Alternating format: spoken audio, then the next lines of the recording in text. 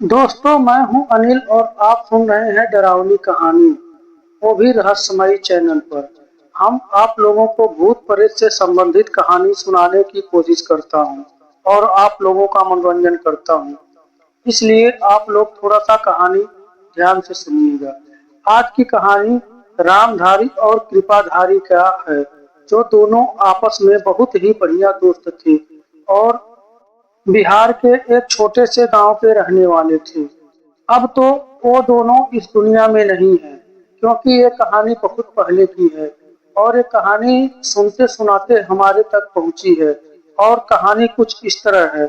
रामधारी जो थे, वो अपने खेतों में सब्जी का काम करते थे और सब्जी का काम बेचना नहीं था उनको, वो सब्जी उगाते थे। रात दिन खेत में ही एक झोपड़ी डाल के पड़े रहते थे और वहीं पर अपना सब्जी उगाते थे। और उनके पास आकर ग्राहक जो बाजार बाजार बेचते हैं, उनके पास से थोक के भाव ले जाते थे और कुछ वो भी मतलब गांव में भी कुछ बेचे आते थे। तो उनका गृहस्थी ऐसे चलता था। और जो रामधारी थे, उनका दोस्त कृपाधारी, ये कहानी कृपाधारी की है। वो कृपाधारी जो थे, अपने दोस्त के साथ ही उनके साथ कभी कभार सोने के लिए उनके झोपड़ी पर आ जाते थे, उनके खेतों में। वो भी मनोरंजन के लिए, क्योंकि गर्मियों में तो अक्सर दोनों साथ में ही खेत में रहते थे। लेकिन जब सर्दी आती थी, तो जो कृपाधारी थे वो अपने घर पर ही रहते थे। लेकिन शादी दोनों का नहीं हुआ था। शादी दोनों का न होने के कारण वो दोनों प्यार मोहब्बत की बातें बहुत ज्यादा करते थे कि फलाना लड़की ऐसे है, काश वो मेरे जीवन में आ जाती, मुझसे सेट हो जाती। मतलब लड़कपन था, उनकी जवानी की बात मैं बता रहा हूँ। तो सभी लोग ऐसा ही सोचते हैं कि मेरे जीवन में कोई लड़की आए, प्यार मोहब्बत करे। ऐसे ही बैठे दोपहर का टाइम था, ये दोनों बात कर रहे थे। और जब दोनों बात कर रहे थे तो इनको कान के नीचे से सरसराहट की आवाज आती है, जैसे कोई चीज नहीं चली जाती, साय की आवाज आती है और चली जाती है। लेकिन दोपहर का टाइम था, ये दोनों डरते नहीं थे। सोचते हैं कि कोई पंछी उंछी आया होगा और तेजी से निकल के चला गया होगा, ऐसे ही होता है। लेकिन ये दोनों बहुत खट्टी मीठी बातें कर रहे थे। अब हो जाती है शाम। शाम को जो रामधारी थे, ये तो अपने खेत पर ही रहते थे। उनका खाना दाना घर पर से आ जाता था या कभी कभार ले जाके खा लेते थे। लेकिन उस दिन इनका खाना पानी उनके घर वाले इनको पहुंचा दिए थे और ये खाकर अपने बिस्तर पर लेटे हुए थे और कृपाधारी का इंतजार कर रहे थे। बात हुई थी कि वो कृपाधारी आने वाला था। तो कृपाधारी तकरीबन 8-9 बजे के करीब आ जाता है और ये दोनों अपनी अपनी चारपाई डालकर वहां पर लेटे हुए थे। और जब लेटे हुए थे तो जो कृपाधारी था, उनकी चारपाई अचानक हिलने लगती है। जब हिलने लगती है तो कहते हैं, यार दोस्त, तू क्यों मजाक कर रहा है, क्यों मेरी चारपाई को हिला रहा है। तो रामधारी कहते हैं, भाई मैं तो अपने बिस्तर पर लेटा हुआ हूँ, मैं क्यों तेरी चारपाई हिलाऊंगा। ऐसा है, तुझे कोई वहम हुआ होगा या फिर तुझे चक्कर आया होगा, तुझे महसूस हुआ होगा कि मेरी चारपाई हिल रही है। अब ये बात होती है और दोनों हंसने लगते हैं। हंसने के बाद दोनों फिर आपस में बातें करने लगते हैं और सो जाते हैं। रामधारी को तो सारा दिन खेत में काम करते हैं, वो थके हारे होते हैं, उनको गहरी नींद आ जाती है। लेकिन जो कृपाधारी थे, वो आकाश की तरफ देख रहे थे और ऐसे ही कुछ सोच रहे थे। इधर उधर की बात, हो सकता है कुछ भी सोच रहे हो, उनका दिमाग है, कहीं भी जा सकता है। तो ऐसे ही कुछ सोच रहे थे ऊपर की तरफ देखते हुए। तो देखते हैं कि आकाश के रास्ते से एक काली परछाई जो निकल रही है धुएं के आकार में। और उसको देख के वो भयभीत नहीं होते, उसको ध्यान से देखते हैं कि है क्या चीज।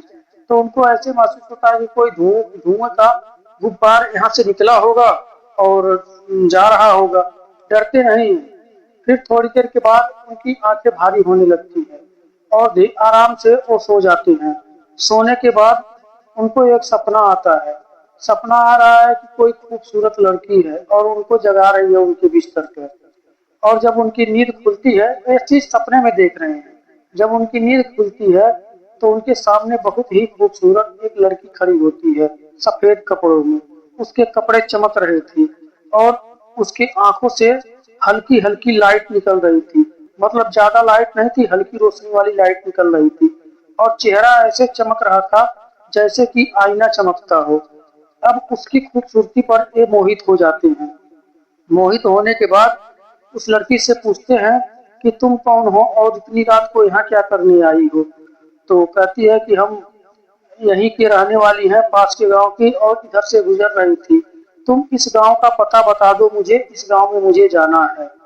तो उस गांव का पता ये बता देते हैं, तो कहते हैं कि ये रास्ता पकड़ लो और ऐसे ऐसे चली जाओ।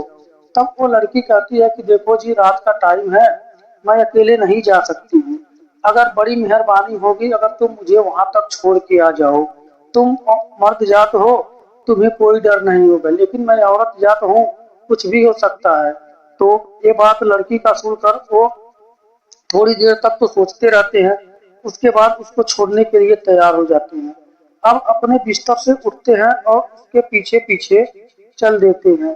तब वो मतलब दोनों बातें करते रहते हैं और लड़की पूछती है कि क्या तुम्हारी शादी हुई है। तो ये कहते हैं कि नहीं, हमारी शादी तो नहीं हुई है। तो ये भी पूछते हैं कि तुम्हारी शादी हुई है। तो कहती है कि नहीं, हमारी भी शादी नहीं हुई। तब ये मन में सोचते हैं कि हे भगवान, इसका जोड़ी हमसे बन जाता तो कितना अच्छा होता। तब लड़की कहती है कि क्या बोले। तो वो कहते हैं कि मैं तो कुछ बोला ही नहीं। तो लड़की कहती नहीं, आप मन में कुछ सोच रहे थे। तो ये बोलते मैं तो सोचने को तो बहुत कुछ सोच रहा था, लेकिन मैं कुछ बोला थोड़ी ना हूँ। तो लड़की कहती है कि नहीं, तुम तो सोच रहे थे कि हमारी तुम्हारी जोड़ी बन जाए तो बहुत बढ़िया है, तो चलो बना लेते हैं जोड़ी। तो ये सुनकर ये हैरान रह जाते हैं और कहते हैं कि मेरे मन की बात आप कैसे जान गई हो। तो कहती है कि रात का समय है, रात में जो तुम मन में सोचोगे ना, वो भी किसी के इतने सन्नाटे में किसी की न किसी को सुनाई दे देगा। ऐसी बात सोच रहे हो, इतनी तेज तुम्हारे दिल की धड़कन बढ़ रही है, तो सुनाई ही देगा ना। तब कहते हैं कि अच्छा चलो, हो सकता है। तब कहती है कि क्या विचार है, तुम मुझसे दोस्ती करोगे। तब कहते हैं हाँ कर लेंगे, करने में क्या है, तुम इतनी खूबसूरत हो, इतनी अच्छी दिख रही हो, तो तुमसे दोस्ती करने में क्या लगा है। तो कहती है कि चलो ठीक है, हम दोनों आज से दोस्त हो गए, तो चलो चलते हैं। उस पेड़ के नीचे बैठते हैं। थोड़ा सा साइड में एक इमली का पेड़ था और वो दोनों जाकर वहां बैठ जाते हैं और बातें करने लगते हैं।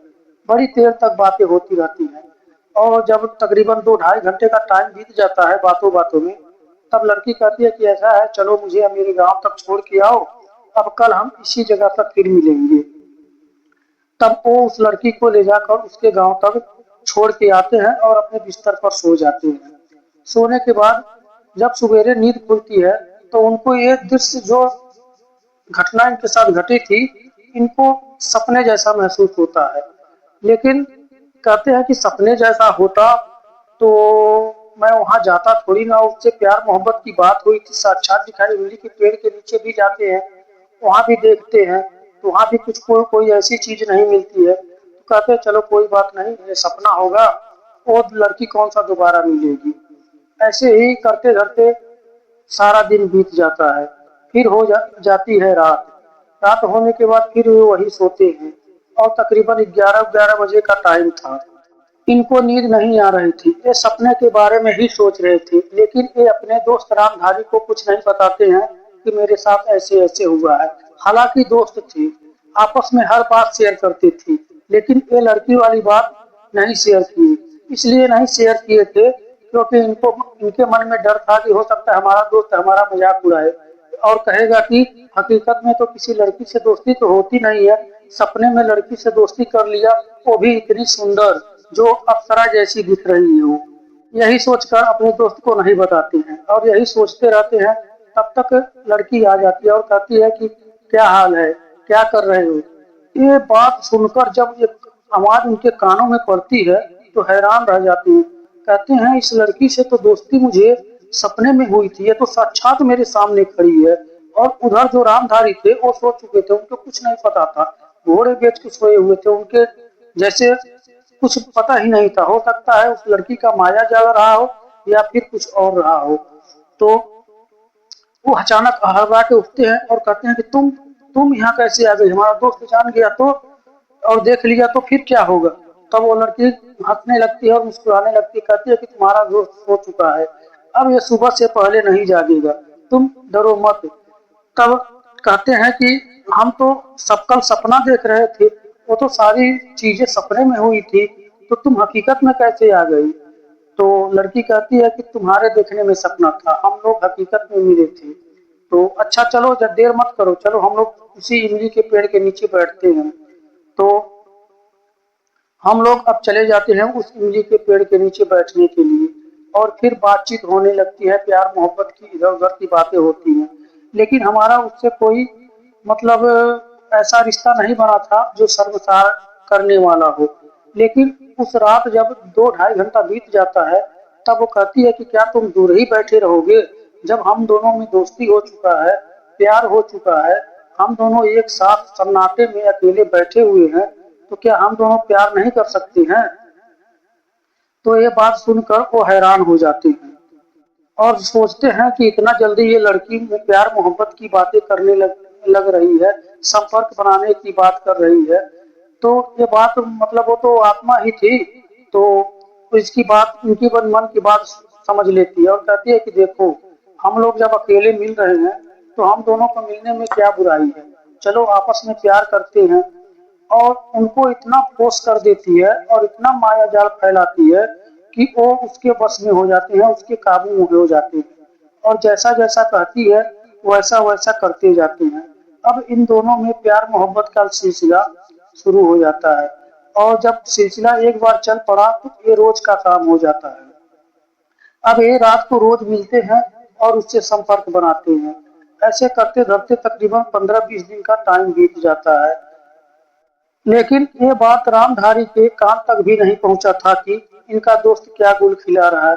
ऐसे ही दिन का टाइम था, रामधारी अपने खेत में काम कर रहे थे, और इनका दोस्त जब आता है तो कहता है, भाई साहब थोड़ा सा ये फावड़ा जो है उधार, थोड़ा सा ये मेढ़ी बना दो, और हम थोड़ा सा बाथरूम करके आते हैं। जो ही वो बाथरूम करने के लिए जाते हैं, और इनका दोस्त जो फावड़ा लेके मेढ़ी बनाने लगता है, तो चक्कर खा के गिर जाता है। उसके शरीर में इतना कमजोरी आ चुका था कि वो सही तरीके से उससे चला भी नहीं जाता था, लेकिन दिखावे के लिए किसी से बताता नहीं था, सारी सच्चाई छुपा के रखता था। और उसे ये भी पता था कि वो लड़की के संपर्क में है, उसके साथ रोज प्यार मोहब्बत और क्रियाकलाप करता है, इसलिए ऐसा हो रहा है।